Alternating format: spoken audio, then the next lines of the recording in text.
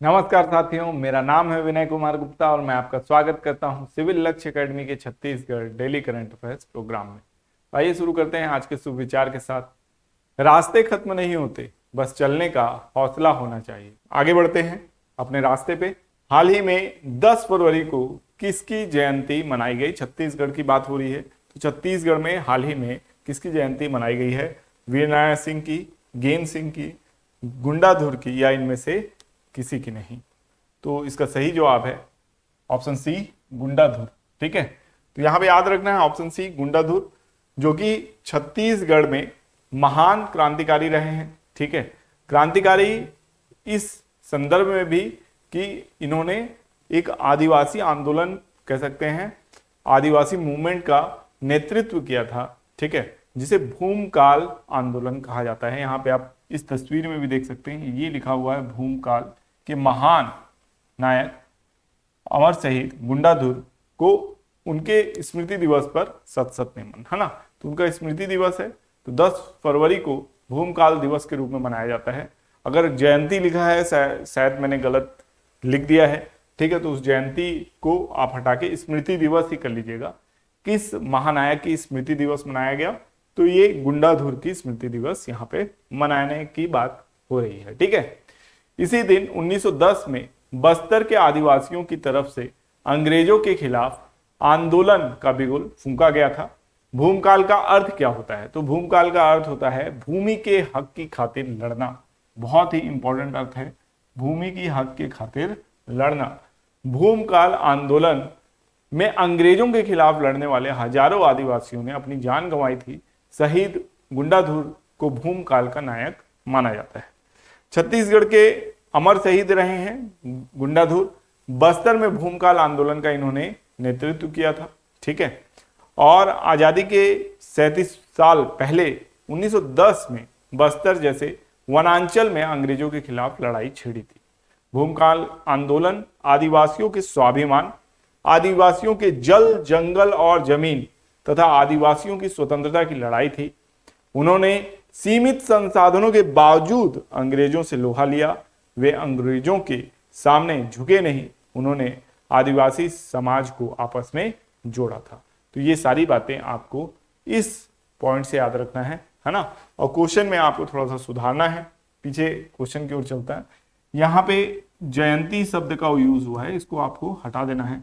यहाँ पे स्मृति दिवस, स्मृति दिवस को ऐड करना है। ठीक है, तो स्मृति दिवस कब मनाया गया इसका? तो इसका स्मृति दिवस जो है वो 10 फरवरी को मनाया गया। ठीक है, याद रखो। अब चलते हैं नेक्स्ट क्वेश्चन की ओर। ये भी छत्तीसगढ़ से संबंधित है। ई ऑफिस के पूर्ण क्रियान्वयन की अंतिम तिथि क्या दी गई है? ठीक है, तो ई ऑफिस की पूर्ण क्रियान्वयन तिथि जो है 31 मार्च 2025 ये दी गई है। बहुत इंपॉर्टेंट डेट है। ई ऑफिस को क्यों लाया जा रहा है? गुड गवर्नेंस स्थापित करने के लिए, और गुड गवर्नेंस में ई गवर्नेंस को बढ़ावा देने के लिए लाया गया है। ठीक है, ये जो टॉपिक होता है गुड गवर्नेंस, ई गवर्नेंस, ये हम लोग लोक प्रशासन या पब्लिक एडमिनिस्ट्रेशन में इसको पढ़ते हैं, रीड करते हैं, तो वहीं का ये टॉपिक है और अक्सर ये निबंध वगैरह में हमको काम आता है। यहाँ पे आप देख सकते हैं 31 मार्च मुख्यमंत्री ने सभी विभागों में 31 मार्च 2025 तक ई ऑफिस का पूर्ण क्रियान्वयन सुनिश्चित करने के निर्देश दिए। ई गवर्नेंस को बढ़ावा देने और सरकारी कामकाज में पारदर्शिता लाने के उद्देश्य से ई ऑफिस प्रणाली को चरणबद्ध तरीके से लागू किया जा रहा है। मंत्रालय के सभी विभागों में ई ऑफिस प्रारंभ होने के साथ 16 विभागाध्यक्ष कार्यालय भी ई ऑफिस से जुड़ चुके हैं। जिला स्तर पर भी इसे लागू करने की प्रक्रिया तेज कर दी गई है। ई ऑफिस, है ना, इसको याद रखना है। नेक्स्ट क्वेश्चन है, R-37M मिसाइल किस देश ने बनाया है? ठीक है, R-37M मिसाइल बहुत इंपॉर्टेंट मिसाइल है और ये किस देश ने बनाया है? तो इसका सही जवाब है रूस। ठीक है, यहाँ पे आंसर में थोड़ा सा गड़बड़ी है, यहाँ पे क्या लिखना है आपको? रूस। ठीक है, तो रूस द्वारा विकसित एक लंबी दूरी की एयर टू एयर मिसाइल है जिसका उद्देश्य दृश्य सीमा से परे दुश्मन के लड़ाकू विमानों और ड्रोन को मार गिराना इसका उद्देश्य है। ठीक है। भारत की सैन्य क्षमता को बढ़ाने के लिए मिसाइल जल्द ही भारत भी आ सकती है। तो रूस ने भारत को R-37 मिसाइल ऑफर की है। इसकी खास बात यह है कि यह मिसाइल हवा से हवा में मारने की ताकत तो रखती ही है, और ये भारत की एयरफोर्स के पास पुरानी R-77 air to air missile, जिसे रूस से ही खरीदा गया है, को रिप्लेस करके ये मिसाइल अब उसका स्थान ले सकती है। रूस ने ये शानदार ऑफर भारत को दिया है। ठीक है, तो इसको याद रखना है। नेक्स्ट क्वेश्चन की ओर चलते हैं। रचिन रविंद्र बहुत इंपॉर्टेंट है, किस टीम के खिलाड़ी हैं? रचिन रविंद्र, इनका नाम आपको याद रखना है। रचिन रविंद्र जो है, ये ऑप्शन बी इसका सही जवाब है। ये न्यूजीलैंड के खिलाड़ी हैं। ठीक है, तो इसको याद रखिएगा। रचिन रविंद्र जो है न्यूजीलैंड के खिलाड़ी हैं, और जो मैच खेला गया उसमें ये क्या हो गए, चोटिल हो गए, और न्यूजीलैंड क्रिकेट ने उनकी इंजरी पर एक बड़ा अपडेट दिया है। ठीक है, और पाकिस्तान जो टीम है उसके साथ ये मैच हो रहा था, उसी दौरान इनको चोट लग गई है। ठीक है, रचिन रविंद्र न्यूजीलैंड के एक क्रिकेट खिलाड़ी हैं, और उन्होंने सितंबर 2021 में न्यूजीलैंड क्रिकेट टीम में अंतर्राष्ट्रीय क्रिकेट में पदार्पण किया था। 2016 और 18 में अंडर 19 विश्व कप के लिए न्यूजीलैंड टीम के हिस्सा भी थे रचिन रविंद्र। भारतीय मूल के क्रिकेटर हैं, और इनको अच्छे से याद रखना है। किस टीम के लिए खेलते हैं? तो न्यूजीलैंड टीम के लिए खेलते हैं, लेकिन मूल कहाँ, जो मूल वंश इनका कौन सा है, तो भारतीय है। ठीक है, नेक्स्ट क्वेश्चन की ओर चलते हैं। किस राज्य के मुख्यमंत्री ने हाल ही में इस्तीफा दे दिया है? आपके ऑप्शन है मणिपुर, असम, बिहार या झारखंड। तो इसका सही जवाब है मणिपुर। ठीक है, तो मणिपुर के जो सीएम है उन्होंने हाल ही में इस्तीफा दे दिया है। सीएम का नाम क्या है? एन बीरेन सिंह। ठीक है, इन्होंने अपने पद से इस्तीफा दिया है। कारण क्या है? 21 महीने से यहाँ हिंसा जारी है। बहुत लंबा टाइम होता है 21 महीना, और इतने समय से मणिपुर की हिंसा जारी है। आज भी यहाँ पे हिंसा थमी नहीं है, लगातार छुटपुट हिंसा के मामले देखने को मिल रहे हैं। और ये आपको पता हो कि वही कोर्ट का डिसीजन जो था, उसकी बाद जो ये पूरा मामला था सुर्खियों में आ गया था, जहां एक कोर्ट ने डिसीजन दे दिया था कि सामने वाले जो रिजर्वेशन है, रिजर्वेशन को रिव्यू किया जाए। तो रिजर्वेशन की जो आग लगती है वो अच्छे अच्छे शासकों के जो कह सकते हैं सिंहासन है उनको हिला देती है, सिंहासन से उखाड़ के फेंक भी देती है। शेख हसीना वाजिद जो है, जो कि बांग्लादेश की प्रधानमंत्री थी, उनको अपना सिंहासन जो छोड़ना पड़ा, मैं कह सकते हैं अपना पद जो छोड़ना पड़ा और देश छोड़कर भागना पड़ा। वो किस कारण से छोड़ के भागने पड़ा? क्योंकि रिजर्वेशन का वहां पे भी कोर्ट का फैसला था, और यहाँ पे भी कोर्ट का ही फैसला है। देखिए, तो वहां पे कोर्ट का फैसला आया, उसके बाद रिजर्वेशन को लागू करने के लिए बोल दिया, जनता रोड पे आ गई, और एक मुद्दा ऐसा बना कि जनता और हावी होते गई, और उसके बाद शेख हसीना से भी कुछ गलतियां हुई। उन्होंने ऐसे बयान दे दिए कि जनता और भी ज्यादा बौखला गई, और अंततः क्या हुआ, उनको अपना देश छोड़कर जाना पड़ा। ऐसा ही कुछ यहाँ मणिपुर में भी हुआ। मणिपुर में भी जो कोर्ट था, उन्होंने डिसीजन दे दिया कि मणिपुर की जो वहाँ की लोकल पॉपुलेशन है, जो रिजर्वेशन बटा हुआ है, उसमें उनको भी स्थान दिया जाए। और एक समूह और दूसरे समूह आपस में दोनों समूह लड़ गए, और उसके बाद से आज तक हिंसा यहाँ पे जारी। ठीक है, तो इसको याद रखना है। आगे बढ़ते हैं। डॉलर के मुकाबले रुपए का मूल्य कितना हो गया है? ठीक है, तो ये एक्चुअल में खबर हम लोग 10 फरवरी से ले रहे हैं। तो 10 फरवरी की डाटा के हिसाब से जो डॉलर के मुकाबले रुपए का मूल्य कितने नीचे तक आया था, तो 87.94 रुपए तक आया था। ठीक है, 87.94 रुपए का $1 हो गया है। ठीक है, इस दिन जो लोअर लेवल था 87.94, लगभग आप 88 रुपए मान सकते हैं। 88 रुपए के लेवल तक कौन पहुंच जा रहा है? रुपया पहुंच जा रहा है। और जिस तरीके से अभी डॉलर की मांग बढ़ रही है ना, अन्य मुद्राओं के सापेक्ष रुपया स्थिर है, लेकिन डॉलर के मुकाबले लगातार गिर रहा है। कारण ये है कि डोनाल्ड ट्रंप जब से आए हैं, राष्ट्रपति बने हैं अमेरिका के, तब से वो डॉलर को बहुत ज्यादा महत्व दे रहे हैं। इवन ब्रिक्स देशों को धमका दिए हैं, बाकी देशों को भी धमकाए हैं कि डॉलर को रिप्लेस करने की कोशिश ना करें। टैरिफ की उनकी नीति, विभिन्न तरीके की जो उनकी नीतियां हैं, अमेरिका फर्स्ट की पॉलिसी है, उससे कहीं ना कहीं किसको फायदा होगा? अमेरिका को फायदा होगा, और अमेरिका का फायदा होगा तो डॉलर का भी फायदा होगा। ठीक है, तो यहाँ पे इस बात को समझना है। आगे देख सकते हैं आप, डॉलर के मुकाबले भारतीय करेंसी का मूल्य 87.94 पर आ गया था। विदेशी मुद्रा व्यापारियों ने जो कहा है कि राष्ट्रपति डोनाल्ड ट्रंप द्वारा इस्पात और एल्युमिनियम आयातों पर 25% टैरिफ लगाने की घोषणा के बाद डॉलर सूचकांक 108 पर पहुंच गया। मतलब आप समझ सकते हैं कि एक जो 25% टैरिफ आज लगा भी दिया है इन्होंने स्टील पे, है ना, टैरिफ लगा दिया है एक्चुअल में, और यही कारण है कि जो दुनिया भर के स्टॉक मार्केट हैं वो गिर भी गए हैं, है ना। तो ये सब किया जा रहा है डोनाल्ड ट्रंप के द्वारा, जिसके कारण क्या हो रहा है, जिसके कारण डॉलर का मूल्य बढ़ रहा है। उन्होंने कहा है कि इस कदम से वैश्विक व्यापार युद्ध को लेकर चिंता बढ़ गई है, ठीक है, और क्योंकि चीन के भी पारस्परिक शुल्क प्रभावी हो गए हैं। अंतर विदेशी मुद्रा विनिमय बाजार में रुपया अब कितने रुपए पर पहुंच गया है, 87.9 रुपए पर खुला है, 94 रुपए पे, और ये 87.95 के निम्न स्तर तक पहुंच गया था। अभी थोड़ी रिकवरी भी इसमें हो गई है, आज और रिकवरी हुई है, ठीक है। अब देखते हैं, नेक्स्ट नाम है जॉर्ज सोरोस। ये नाम बहुत इंपॉर्टेंट है।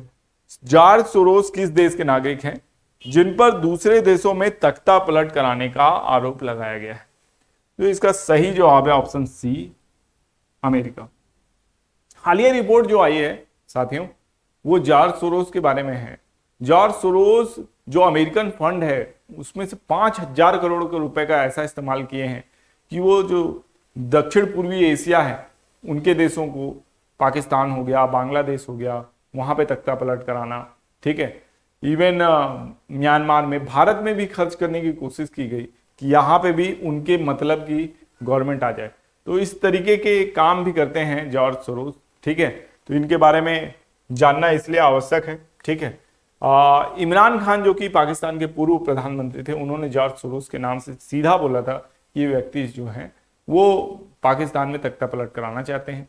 शेख हसीना वाजिद जो थी, उन्होंने भी जाते जाते ये बोला था कि हाँ, अमेरिका द्वारा ये प्रेशर बनाया जा रहा है, नहीं तो उनको सत्ता से हटाने की बात की जा रही है। और उसके 2-3 महीने बाद ही शेख हसीना जो है उनको देश छोड़कर भागना पड़ा।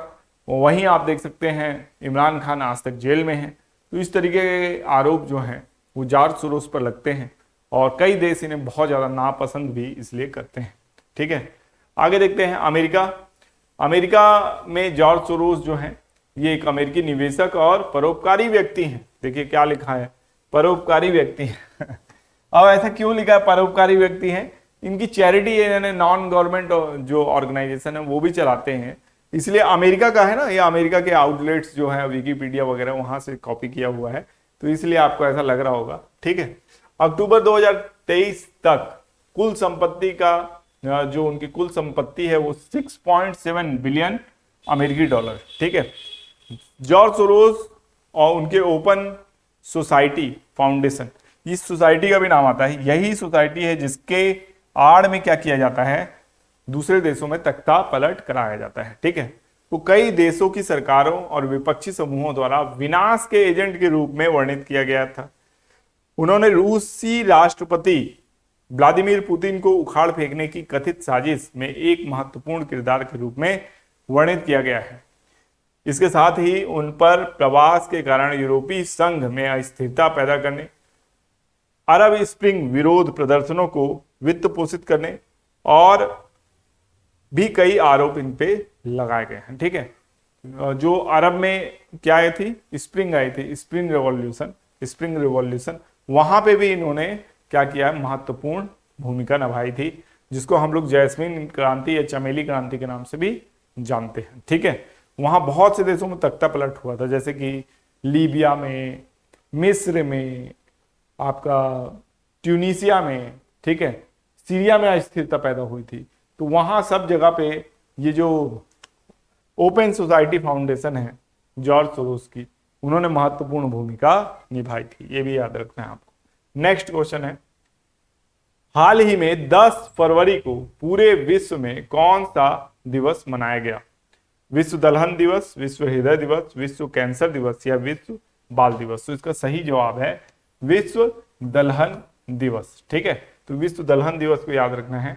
विश्व दलहन दिवस जो है हर साल 10 फरवरी को मनाया जाता है, ठीक है, जो दालों के महत्व और पोषण संबंधी फायदों की ओर ध्यान आकर्षित करता है। संयुक्त राष्ट्र द्वारा मनाया मान्यता प्राप्त है, ठीक है, और साल 2013 में इसे क्या किया गया, एक प्रस्ताव पारित किया गया जिसमें 2016 से अंतर्राष्ट्रीय दलहन वर्ष की मान्यता दी गई 16 को, ठीक है, और संयुक्त राष्ट्र के खाद्य एवं कृषि संगठन के नेतृत्व में दालों के पोषण और पर्यावरणीय लाभों के बारे में जागरूकता करने के उद्देश्य से इस दिवस को किस रूप में मनाया जाता है, विश्व दलहन दिवस के रूप में मनाया जाता है, ठीक है। आगे देखते हैं। नेक्स्ट क्वेश्चन है, हाल ही में राष्ट्रीय कृमि मुक्ति दिवस कब मनाया गया? आपके ऑप्शन है 1 फरवरी, 11 फरवरी, 10 फरवरी या 9 फरवरी। तो इसका सही जवाब है ऑप्शन सी 10 फरवरी को, ठीक है। राष्ट्रीय कृमि मुक्ति दिवस जो है ये कार्यक्रम 2016 में देश भर के सभी जिलों में विस्तारित किया गया है। 10 फरवरी और 10 अगस्त को प्रतिवर्ष 2 बार यह दिवस मनाया जाता है। राष्ट्रीय कृमि मुक्ति दिवस का उद्देश्य है कि स्कूल और आंगनबाड़ी केंद्रों के माध्यम से 1 से 19 वर्ष की आयु के सभी पूर्व स्कूली और स्कूली आयु के बच्चों को कृमि मुक्त करना है ताकि उनके समग्र स्वास्थ्य, पोषण स्थिति, शिक्षा तथा पहुंच और जीवन की गुणवत्ता में सुधार हो सके, ठीक है। तो इस तरीके से आप देख सकते हैं राष्ट्रीय कृमि मुक्ति दिवस के बारे में, ठीक है। नेक्स्ट क्वेश्चन देखते हैं जो कि पिछले वीडियो का होमवर्क प्रश्न था। भारतीय कला इतिहास कांग्रेस का 32वां सत्र कहां शुरू हुआ है? तो इसका सही जवाब है ऑप्शन ए, नोएडा में शुरू हुआ है। भारतीय कला इतिहास कांग्रेस के 32वें सत्र की शुरुआत जो है वो नोएडा में हुई है, ठीक है, और ये 8 फरवरी से शुरू हुआ है, ठीक है। थीम क्या है? Rendering of Indian epic in art and culture. Venue क्या है? Indian institute of heritage, Noida, UP में, ठीक है। और कौन सा डिपार्टमेंट इसको करा रहा है? Department of history of art, ठीक है। भारतीय कला इतिहास कांग्रेस भारतीय कला विरासत के अध्ययन का एक अखिल भारतीय निकाय है। इसका मुख्यालय कहाँ? गुवाहाटी में स्थित है, ठीक है। इस वर्ष भारतीय कला इतिहास कांग्रेस का 32वां सत्र 8 से 10 फरवरी तक संस्कृति मंत्रालय के तहत भारतीय विरासत संस्थान नोएडा द्वारा आयोजित किया जा रहा है। सम्मेलन कला और संस्कृति में भारतीय महाकाव्यों का प्रतिपादन विषय पर आयोजित किया जा रहा है, जिसका उद्देश्य महाकाव्यों पर आधारित कलात्मक अभिव्यक्तियों के विविध रूपों को उजागर करना है, ठीक है। तो इनको याद रखना है। नेक्स्ट क्वेश्चन की ओर चलते हैं जो कि आपका होमवर्क प्रश्न है। इसका सही जवाब देने का प्रयास कीजिए, कमेंट बॉक्स में इसका सही उत्तर लिखने का प्रयास कीजिएगा। हाल ही में भारतीय सेना की पूर्वी कमान के मुख्यालय का नाम बदलकर क्या रखा गया है? अजेय दुर्ग, विजय दुर्ग, निर्भय दुर्ग या समर्थ दुर्ग, ठीक है। तो इसको याद रखना है। अब देखते हैं पिछले वीडियो के रिवीजन प्रश्न। शुरू करते हैं पिछले वीडियो के रिवीजन प्रश्न। हाल ही में निशा यादव ने किस चोटी पर तिरंगा फहराया है? तो इसका सही जवाब है ऑप्शन बी, किलिमंजारो।